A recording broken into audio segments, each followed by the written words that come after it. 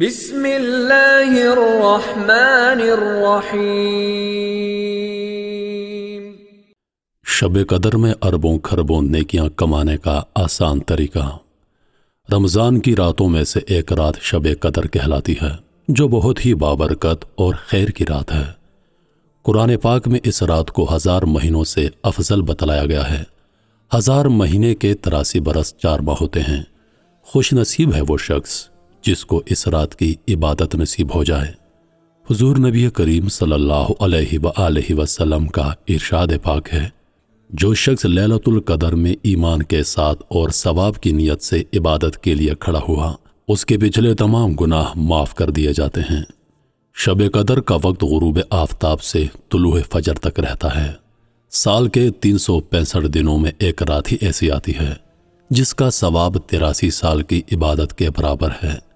اس لیے اس کا ضرور اہتمام کرنا چاہیے۔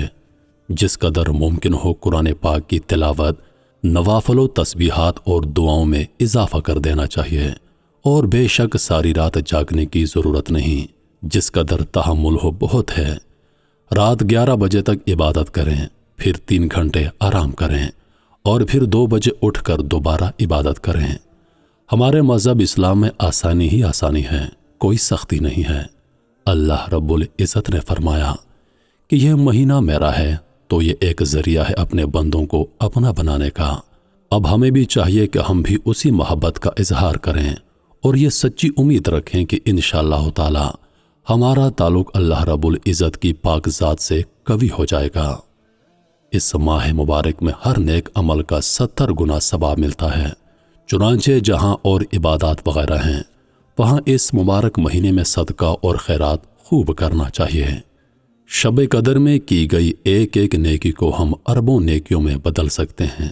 اس کا طریقہ یہ ہے کہ ہم جتنی بھی قرآن پاک کی تلاوت کریں، ذکر و اذکار کریں، صدقہ اور خیرات کریں، نوافل ادا کریں، اس کو اپنے مرحومین کے لیے بخش دیں۔ حدیث شریف میں آتا ہے، جو کوئی تمام مومن مردوں اور عورتوں کے لیے دعائے مغفرت کرتا ہے، اللہ رب العزت اس کے لیے ہر مومن مرد و عورت کے عوض ایک نیکی لکھ دیتا ہے۔ اس وقت روئے زمین پر کروڑوں مسلمان موجود ہیں، اور کروڑوں بلکہ اربوں مسلمان دنیا سے چل بسے ہیں۔ اگر ہم ساری امت کی مغفرت کے لیے دعا کریں تو انشاءاللہ تعالی ہمیں اربوں کھربوں نیکیوں کا خزانہ مل جائے گا۔ اور پھر ہے بھی رمضان شریف جس میں ہر نیک عمل کا ثواب 70 گنا ملتا ہے، اور وہ رات ہے جس میں عبادت کرنے کا 83 سال کا ثواب ملتا ہے۔ یہ ایسے سمجھیں کہ ہم اگر شب قدر میں 2 نفل پڑھ کر یہ دعا کریں کہ اے اللہ، ابھی میں نے جو 2 نفل ادا کیے ہیں، اس کا ثواب حضرت آدم علیہ السلام سے لے کر آج تک دنیا میں جتنے بھی مسلمان ایمان کی حالت میں ہیں، اس دنیا سے رخصت فرما گئے ہیں، ان سب کی ارواح کو اس کا ثواب پہنچا دے۔ تو وہ ایسا ہے جیسے اس نے مسلسل 83 سال 2 نفل پڑھے ہوں، اور اس کا ثواب مرحومین کو بھیجتا رہا ہو۔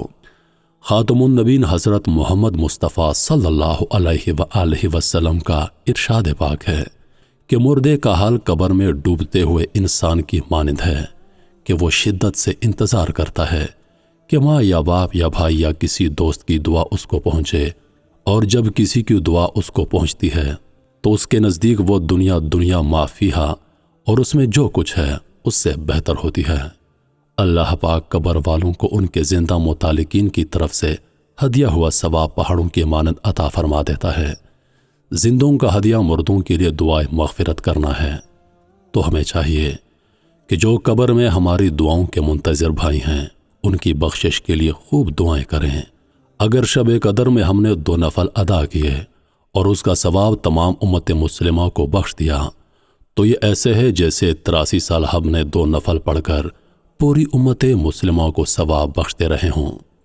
اگر شب قدر میں ہم نے قرآن پاک کی تلاوت کی اور اس کا ثواب تمام امت مسلمہ کو بخش دیا، تو یہ ایسے ہی ہے جیسے 83 سال ہم نے قرآن پاک پڑھ کر پوری امت مسلمہ کو ثواب بھیج دیا ہو۔ اگر شب قدر میں ہم ذکر و اذکار کریں اور اس کا ثواب پوری امت مسلمہ کو بھیج دیں، تو یہ ایسے سمجھیں جیسے 83 سال ہم ذکر کرتے رہے ہوں اور اس کا ثواب پوری امت مسلمہ کو بھیجتے رہے ہوں۔ اگر شب قدر میں ہم کسی مسجد یا مدرسے میں 100 روپے دیں اور اس کا ثواب پوری امت مسلمہ کو بھیجیں تو یہ ایسے ہے جیسے 83 سال ہم مسجد اور مدرسے میں 100 روپے دیتے رہے ہوں اور اس کا ثواب پوری امت مسلمہ کو بخشتے رہے ہوں۔ موطا امام مالک میں ہے کہ رسول اللہ صلی اللہ علیہ وآلہ وسلم کو ان سے پہلے لوگوں کی عمریں دکھائی گئیں، یا ان میں سے جو اللہ تعالیٰ نے چاہا تو گویا آپ علیہ الصلوۃ والسلام نے اپنی امت کی عمروں کو بہت کم محسوس کیا کہ وہ عمل میں وہاں تک نہیں پہنچ سکے گی جہاں تک دوسرے لوگ اپنی طویل عمر کی وجہ سے پہنچے۔ لہٰذا اللہ تعالیٰ نے آپ علیہ الصلوۃ والسلام کو شب قدر عنایت فرمائی جو 1000 مہینوں سے عبادت کے اعتبار سے بہتر ہے۔ شب قدر کی علامات۔ اتنی مبارک اور شرف و عزت والی رات کی تاریخ متعین نہیں ہے، لیکن اتنا طے ہے کہ رمضان کے آخری عشرے کی طاق راتوں میں سے ایک رات شب قدر ہوتی ہے۔ ایک بار رسول اللہ اپنے صحابہ کرام رضوان اللہ علیہ و اجمعین کو شب قدر کی اطلاع دینے کے لیے تشریف لا رہے تھے۔ آپ علیہ الصلوۃ والسلام نے 2 آدمیوں کو آپس میں لڑتے ہوئے پایا، پھر وہ آپ سے اٹھا لی گئی، لہٰذا شب قدر متعین نہیں ہے۔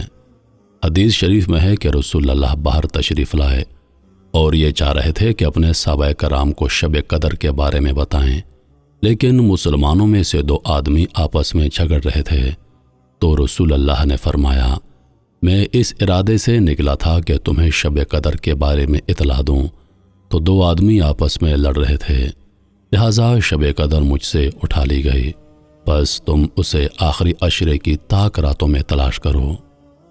ابن عمر رضی اللہ عنہ فرماتے ہیں رسول اللہ سے شب قدر کے بارے میں سوال کیا گیا اور میں سن رہا تھا، آپ نے فرمایا یہ ہر رمضان میں ہوتی ہے۔ حضرت ابن عمر رضی اللہ عنہ بیان کرتے ہیں رسول اللہ نے فرمایا تم شب قدر کو رمضان کے آخری عشرے میں تلاش کرو۔ حضرت عبادہ بن صامت رضی اللہ عنہ نے رسول اللہ سے شب قدر کے بارے میں پوچھا تو آپ نے فرمایا وہ رمضان کے آخری عشرے میں ہے، وہ کسی طاق رات میں ہوتی ہے، 21ویں رات یا 23ویں رات یا 25ویں رات یا 27ویں رات یا 29ویں رات یا پھر رمضان کی آخری رات میں۔ جس نے ایمان و اخلاص کے ساتھ اس رات قیام کیا اس کے سابقہ گناہوں کی مغفرت کر دی جائے گی، اور اس کی علامات میں یہ ہے کہ یہ رات انتہائی راحت بخش، صاف، پرسکون اور خاموش ہوتی ہے، نہ زیادہ گرم ہوتی ہے نہ زیادہ ٹھنڈی۔ اس رات میں چاند روشن ہوتا ہے، اس رات میں صبح تک کسی ستارے کے لیے ٹوٹنے کی اجازت نہیں ہوتی، اور اس کی علامات میں سے یہ بھی ہے کہ اس کی صبح کو سورج طلوع ہوتا ہے تو اس کی شعائیں نہیں ہوتی، وہ بالکل برابر ہوتا ہے گویا وہ 14ویں رات کا چاند ہے، اور اللہ تعالیٰ نے شیطان پر حرام قرار دیا ہے کہ اس دن وہ اس کے ساتھ نکلے۔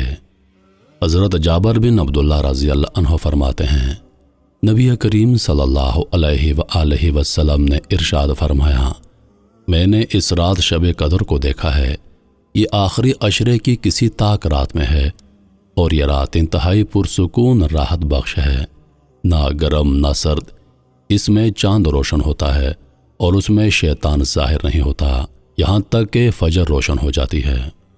کچھ لوگوں کو یہ اشکال ہوتا ہے کہ بعض اوقات چند ممالک میں اسلامی تاریخ مختلف ہوتی ہے، مثلا ہندوستان میں رمضان کی 21ویں رات ہوتی ہے تو سعودیہ عربیہ میں رمضان کی 22ویں رات ہوتی ہے۔ اس صورت میں سوال یہ ہوتا ہے کہ شب قدر کہاں کی تاریخ کے اعتبار سے ہوگی یا پھر ہر ملک میں مختلف دنوں میں شب قدر ہوگی؟ اس کا جواب یہ ہے اسلامی تاریخ اختلاف مطالعہ کے سبب مختلف ملکوں اور شہروں میں شب قدر مختلف دنوں میں ہو تو اس میں کوئی اشکال نہیں، کیونکہ ہر جگہ کے اعتبار سے جو رات شب قدر قرار پائے گی اس جگہ اسی رات میں شب قدر کے برکات حاصل ہوں گے۔ شب قدر کی عبادت کی اہمیت۔ اللہ تعالیٰ نے شب قدر کی عبادت کے بارے میں قرآن کریم میں فرمایا شب قدر 1000 مہینوں سے بہتر ہے۔ 1000 مہینے 83 سال اور 4 مہینے ہوتے ہیں، اس کا مطلب یہ ہے 1000 مہینے تک عبادت کرنے کا جس قدر ثواب ہے اس سے زیادہ شب قدر میں عبادت کرنے کا ثواب ہے۔ حضرت انس رضی اللہ عنہ سے مروی ہے کہ لیلۃ القدر میں جبریل امین علیہ السلام فرشتوں کے ایک گروہ میں آتے ہیں اور جس کسی کو عبادت الہی میں مشغول دیکھتے ہیں اس کے لیے دعائے مغفرت کرتے ہیں۔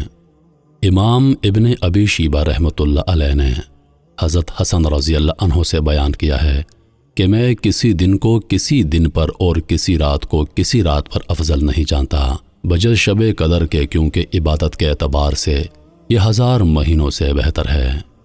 شب قدر میں عبادت ہمیں رمضان کے آخری عشرے کی طاق راتوں 21ویں، 23ویں، 25ویں، 27ویں اور 29ویں میں شب قدر کی تلاش میں عبادات میں مشغول رہنا چاہیے۔